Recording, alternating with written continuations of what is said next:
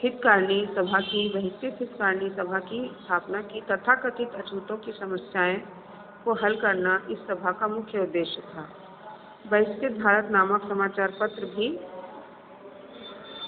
निकाला। इसी वर्ष मुंबई विधानसभा के सदस्य बनाए गए और 27 मई सन 1935 को बाबा साहब की पत्नी रामाबाई का भी देहांत हो गया और वे बहुत दुखी हो गए। समाज में तथाकथित अछूतों को समानता का अधिकार वे दिलाना चाहते थे और उनकी आर्थिक हालत को सुधारना चाहते थे।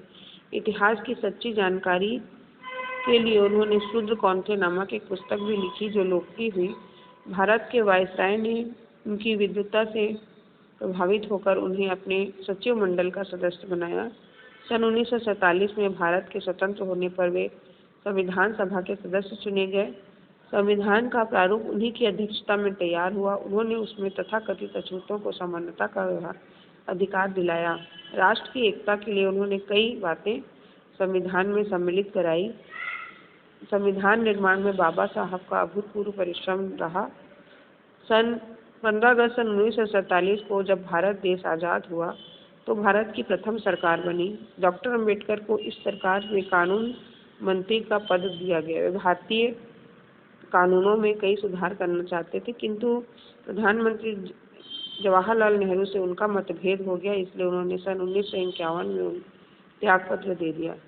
सरकार से अलग होकर वे पूरी शक्ति से समाज सेवा में फिर से जुट गए और लोग उन्हें देवता कहने लगे। जय भीम के नारों से आकाश गूंज उठता, जहां भी वे जाते। कट्टर हिंदू उनसे झुकना नहीं चाहते थे। सन 1955 में भारतीय बौद्ध महासभा के स्थापना की उन्होंने और बौद्ध धर्म को स्वीकार किया। जब उन्होंने बौद्ध धर्म स्वीकार किया तो हिंदू समाज में खलबली मच गई। दुर्भाग्य से 6 दिसंबर सन 1956 को उनका देहांत हो गया। हिंदू समाज डॉक्टर अंबेडकर को बाबा साहब कहकर सम्मान देता है।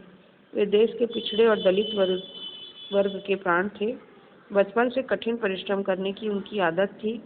नित्य 18 घंटे वे पढ़ाई किया करते थे।